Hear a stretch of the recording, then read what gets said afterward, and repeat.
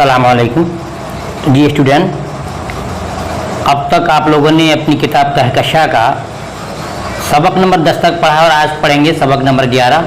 जैसा कि मेरा मामूल है कि मैं एक ही चैप्टर में एक ही वीडियो में चैप्टर के ऑब्जेक्टिव सब्जेक्टिव पढ़ाता हूं। आपको सिर्फ सुनना है। इम्तिहान के ताल्लुक से बहुत ही हेल्पफुल आपकी वीडियो होगी। यूँ समझिए कि जैसे जैसे आप चैप्टर पढ़ते जाएंगे पूरी किताब आप मुकम्मल करते जाएंगे। जी हाँ, इसी साल इम्तिहान के लिए वीडियो बनाया गया है। और एक चीज़ मैं आपको बता दूं कि चाहे जब की वीडियो हो, 2022 की हो, 19 की हो, 18 की हो, 23 की हो, जब भी हो, इससे मतलब आपको नहीं होना चाहिए। जब तक आपका सिलेबस चेंज नहीं होगा, जब तक आपकी किताब कहकशा चेंज नहीं बदलेगी नहीं, उस वक्त तक क्वेश्चन यही रहेगा। इसी में से क्वेश्चन आपके आते हैं। लिहाजा हर चैप्टर को अगर आप पढ़ लेते हैं, चाहे जो भी साल हो, आपके लिए बिल्कुल हेल्पफुल और मुकम्मल तौर से मददगार साबित होगी। आइए पढ़ते हैं। सबक का नाम है गुबारे खातिर। सबक का नाम है गुबारे खातिर, जिसके लिखने वाले हैं मौलाना अबुल कलाम आज़ाद। क्या देखिएगा। और ये सबक क्या है? खुतूत है। क्या है? ख़त है, खुतूत है। इसको आपको याद करना है। पूछेगा गुबारे खातिर क्या है, तो आप चुनेंगे खुतूत है। ठीक है। आइए देखते हैं सवाल में। सवाल में है कि गुबारे खातिर किस ज़माने की तसनीफ़ है। आप बुक खोल करके बिल्कुल क्वेश्चन वाइज क्वेश्चन देख सकते हैं, चैप्टर वाइज देख सकते हैं, क्वेश्चन बाई क्वेश्चन। तो 1942 भारत छोड़ो तहरीक की ज़माने की तसनीफ़ है। सवाल मधु में गुबारा खातिर में कितने खतूत हैं? जवाब होगा गुबारा खातिर में 24 खतूत हैं। सवाल नंबर देखते हैं 3 में सिद्दीक़ मुकर्रम कौन है? जवाब होगा हबीब खान शेरवानी है, हबीबुर रहमान शेरवानी है। सवाल नंबर उसके बाद देखते हैं नेक्स्ट में गुबारा खातिर के खतूत की जेल में लिखे गए। जवाब होगा किला अहमदनगर जेल में। ठीक है। नेक्स्ट देखते हैं कि मौलाना आज़ाद की 3 किताबों का नाम बताइए। लिसानुस्सिद्क़, अल बलाग और अल हिलाल। ये उनके क्या है? किताब नहीं है, ये उनके अखबार हैं। इनके क्या है? अखबार हैं, उनके पेपर हैं। मिस्टेक हो गया है। या रहेगा उनकी ये 3 किताबें नहीं हैं, बल्कि सवाल होना चाहिए उनके 3 पेपर का नाम बताइए, उनके अखबार का नाम बताइए। तो इसको बोलेंगे अखबार है। क्या है? अखबार है। नेक्स्ट में आएगा आपको किताबें, वो आपको वहाँ दिखाया जाएगा। मौलाना आज़ाद के 3 अखबार का नाम बताइए। लिसानुस्सिद्क़, अल बलाग और हिलाल। ठीक है। नेक्स्ट देखते हैं मौलाना आज़ाद किस मुल्क में पैदा हुए? सही जवाब सऊदी अरब में। उसके बाद है मौलाना आज़ाद की साल वफ़ात क्या है, इनका इंतकाल कब हुआ है? तो 1958 में है। मौलाना आज़ाद पहली बार किस उम्र में कांग्रेस के सदर हुए थे? 35 वर्ष की उम्र में। मौलाना आज़ाद के 3 अखबारात के नाम बताइए।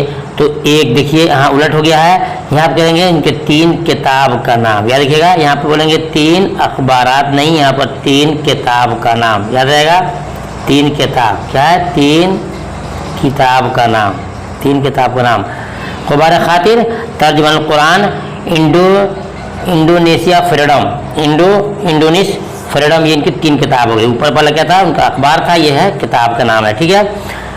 चलिए नेक्स्ट देखते हैं मौलाना आज़ाद कौन सी चाय पीते थे? तो मौलाना आज़ाद चीनी चाय पीते थे। चीनी चाय मतलब चीन की चाय पत्ती पीते थे। चीनी चाय मतलब क्या है? चीन की चाय पत्ती पीते थे। अब आइए ऑब्जेक्टिव क्वेश्चन में देखते हैं मौलाना आज़ाद का असल नाम क्या है। मौलाना आज़ाद का असल नाम क्या है? तो मौलाना आज़ाद का असल नाम आपको होगा, चुन सकते हैं इसमें से। असल नाम आपका है महिउद्दीन। क्या है? महिउद्दीन।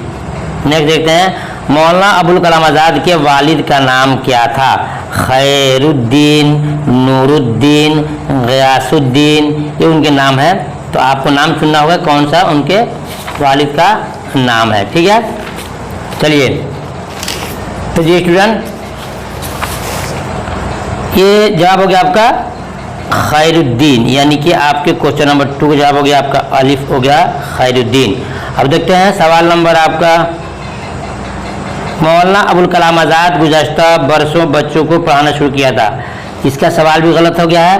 मौलाना अबुल कलाम आज़ाद कितने वर्षों से, इसको लिख लीजिएगा आप, PDF में गलती हो गया है। कितने वर्षों से यानी कितने उम्र के थे, कितने बरस के थे तो बच्चों को पढ़ाना शुरू किया। तो इसका सही जवाब होगा आपको 15 बरस के। देखते हैं अब सवाल नेक्स्ट में, यानी कि B सही है। अब नेक्स्ट में देखते हैं मौलाना आज़ाद का तारीख़ी नाम क्या था? तारीख़ी नाम क्या था? ये स्टूडेंट, मौलाना आज़ाद का तारीख़ी नाम क्या था? सही जवाब ये होगा फिरोज बख्त। पहला रिसाला कब निकला? मौलाना आज़ाद का पहला रिसाला कब निकला? विकल्प देख रहे हैं तो उनका अखबार का पहला रिसाला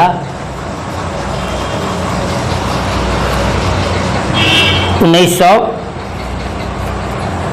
मौलाना अबुल कलाम आज़ाद का पहला रिसाला कब निकला? इसको ढूंढने में थोड़ा सा वक्त लग रहा है, मिस्टेक कर दिया गया लिखने के लिए।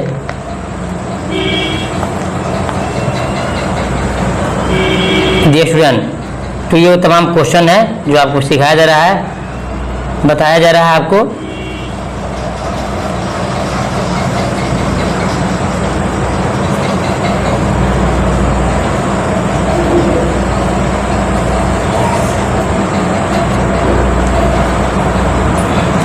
उन्नीस 1903 में।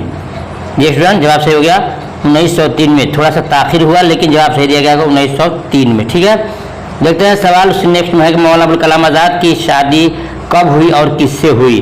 मौलाना आज़ाद की शादी कब हुई और किससे हुई? तो सही जवाब अलिफ, जुलेखा बेगम से जो शादी हुई है 1906-07 में। ठीक है, देखते हैं सवाल नेक्स्ट में, मौलाना अबुल कलाम आज़ाद का इंतकाल कब हुआ? जी स्टूडेंट, मौलाना अबुल कलाम आज़ाद का इंतकाल कब हुआ? सही जवाब ऑप्शन आपका बी होगा, 22 फरवरी 1958। ठीक है, उसके बाद देखते हैं नेक्स्ट सवाल में, मौलाना अबुल कलाम आज़ाद का अखबार अल हलाल कब निकला? अल हलाल अखबार कब निकला?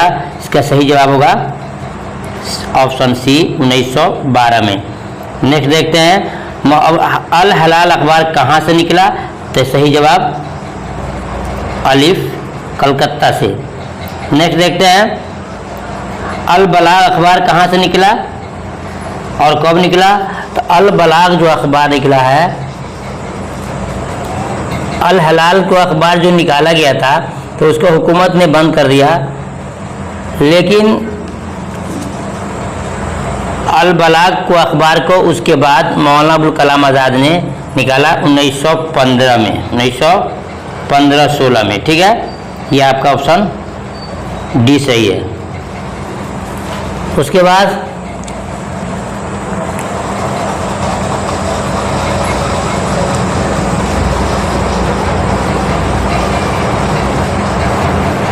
नेक्स्ट देखते हैं कितने बरस जेल उनको दिया गया, या उसको इम्तिहान में था कितने महीने जेल दिया गया? सही जवाब 44 महीने। कितने? 44 महीने। नेक्स्ट देखते हैं अबुल कलाम के वालिद का इंतकाल कब हुआ? जी स्टूडेंट, मौलाना अबुल कलाम आज़ाद के वालिद का इंतकाल कब हुआ? सही जवाब ऑप्शन ए, 1908 में उनके वालिद का इंतकाल हो गया। कांग्रेस के सदर कब बने थे? इसका सही जवाब क्या होगा कि मौलाना आज़ाद कांग्रेस के सदर कब बने थे? 1925, 1927, 1923, 1928। सही जवाब सी 1923 में।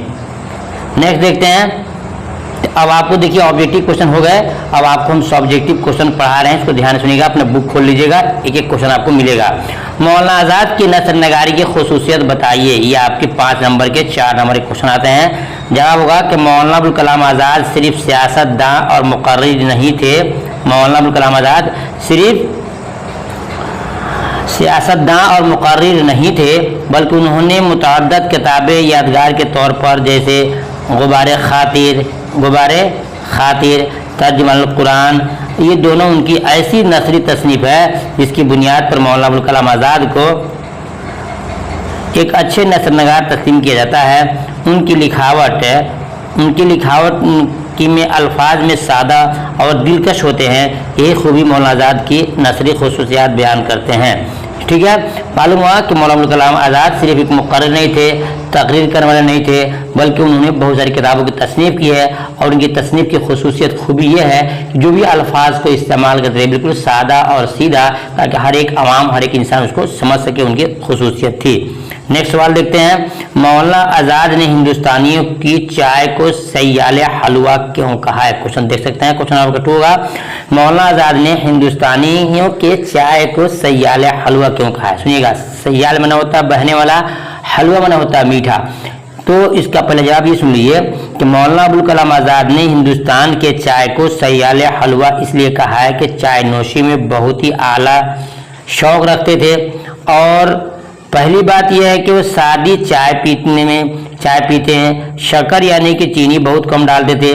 दूसरी बात यह है कि वो चाय में दूध नहीं डालते थे और हिंदुस्तान में अंग्रेज आए तो दूध और चीनी की रवायत बढ़ी।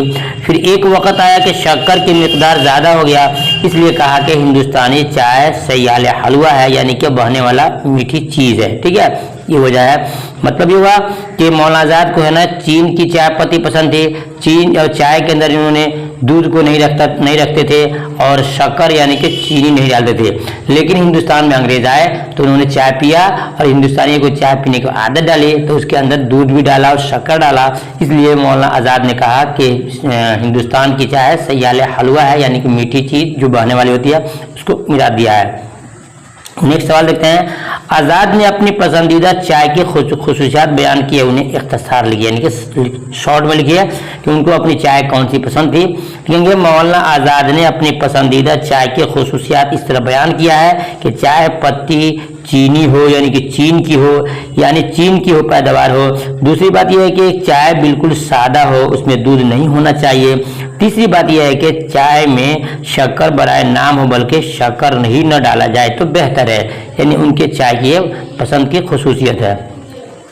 ठीक है, अब देखते हैं कि आज़ाद ने यानी मौलाना आज़ाद ने जेल के अहाते की किसी पुरानी कब्र को देखने के बाद किन कैफियत का इजहार किया है? ये बहुत इंपॉर्टेंट क्वेश्चन है, हर साल ये क्वेश्चन इम्तिहान में आते हैं कि मौलाना आज़ाद ने जेल के अहाते की किसी पुरानी कब्र को देखने के बाद किन कैफियत का इजहार किया है। ये आपको बिल्कुल सही मायने में सीखना होगा। मौलाना आज़ाद जब जेल में थे, उनके अहाते में आता मैंने उस कंपाउंड में, उस घेराव में एक बहुत ही पुरानी कब्र थी, जिनको बार बार देख कर एक अजीब कैफियत सी होती थी। जबकि ये किसकी कब्र थी मालूम नहीं था, लेकिन उससे इतना लगाव हो गया था कि एक शाम कब्र देखकर एक अरबी शायर का मरसिया याद आ गया, जो अपने उस भाई मालिक बिन नवीरा के मौत पर लिखा था। स्टूडेंट, ये वो चीज़ें थी कि जब कब्र को देखते थे तो उनके अंदर एक अजीब सी कैफियत पैदा होती थी। एक बार उन्होंने देखा तो उनको क्या हुआ, एक शायर की शेर याद आ गया जो उसने अपने भाई की, जो मालिक बिन नवीरा था, उसकी मौत पर लिखा था, उनको भी याद आ गई। उसके बाद देखते हैं, तीसरे खत को पढ़ते हुए मौलाना आज़ाद की बेगम की कैसी छवि उभरती है, सुनिएगा। तीसरे खत को पढ़ने के बाद उनकी बेगम, जिनका नाम जुलेखा है, उनकी शराफत ईमानदारी का पता चलता है। जब जेल में थे और जुलेखा बेगम बीमार थी, उसी हालत में खत लिखती थी और बताती थी कि मैं अच्छी हूँ, सोचने की ज़रूरत नहीं है। हर एतबार से ये कोशिश करती कि उनको हमारे तरफ से कोई तकलीफ न पहुँचे। वफादार बीवी और समझदार बीवी की पहचान यही है। जी स्टूडेंट, आपने सुन लिया होगा, हमारी जो लड़की है वो भी समझ गई होंगी कि एक वफादार बीवी की पहचान क्या होता है, कि अपनी तकलीफ को बर्दाश्त करती है लेकिन अपने शौहर की उसकी खबर नहीं देती है कि हमारी बीमारी से, हमारी तकलीफ से शौहर को कोई परेशानी नहीं हो। और मौलाना अबुल कलाम आज़ाद जो हिंदुस्तान की आज़ादी में लगे हुए थे, इसलिए अपने दुख तकलीफ को अपने पति यानी शौहर के पास शेयर करना मुनासिब नहीं समझा। ये एक अच्छी बीवी की पहचान होती है।